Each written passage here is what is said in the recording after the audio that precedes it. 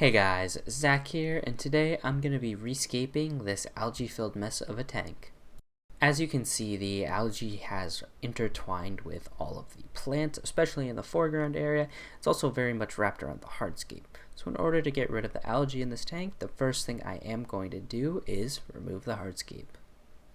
The first thing I actually have to remove is this fern.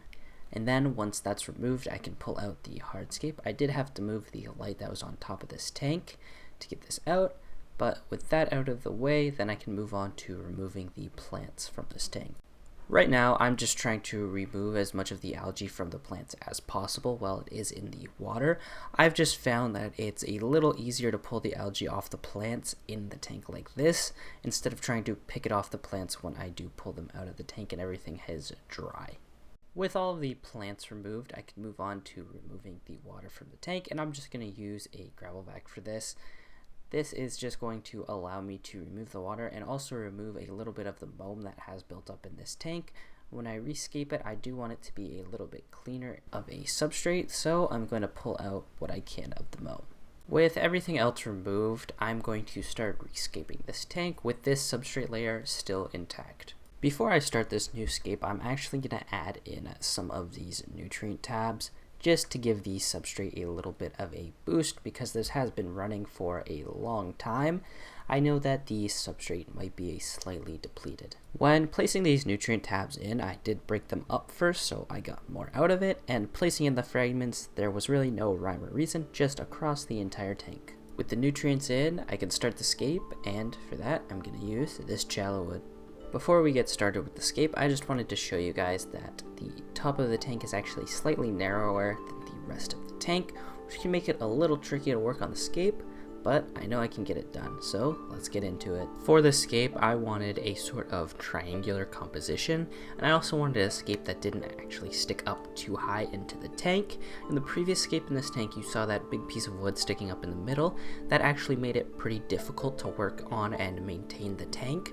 So with this new scape, I'm trying to keep it much lower profile so I can get in. With the scape done, I just move on to gluing the wood to some rocks to keep it from floating up. Since I wanted to give the glue a little bit of time to dry, I decided that instead of filling up the tank, I would plant the foreground with a couple different types of plants. With the foreground planted and the glue dry, I can fill up the tank and move on to planting the rest of the scape.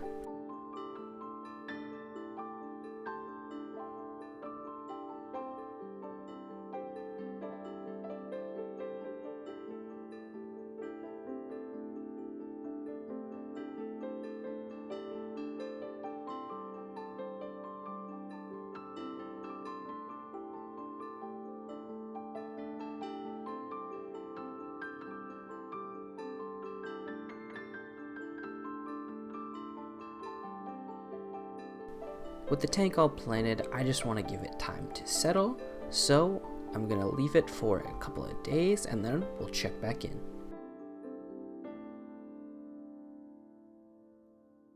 A few days later, and as you can see, the tank has this weird orange glow to it.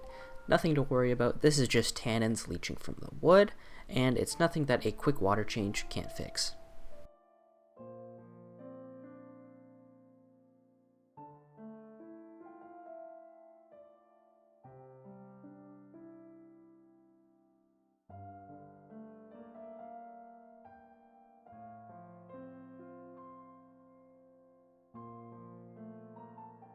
After the water change, the tank cleared up beautifully and the scape is looking phenomenal.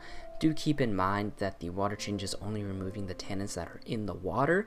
There's still a bunch that are in the wood that do need to leach out, and over the course of a couple of weeks, it will slowly stop leaching tannins with every water change. In this new scape, in order to make sure that the algae doesn't come back again, I'm going to dial back the lighting significantly on this tank. As you can see behind it, there's actually a window and I have an LED light on it. I will most likely not run the LED light very often, probably for about 4 hours max each day.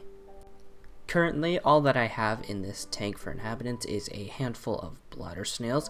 I just want to let the tank grow and develop a little bit more before I add in any new inhabitants. With all of that being said, that is everything for this video.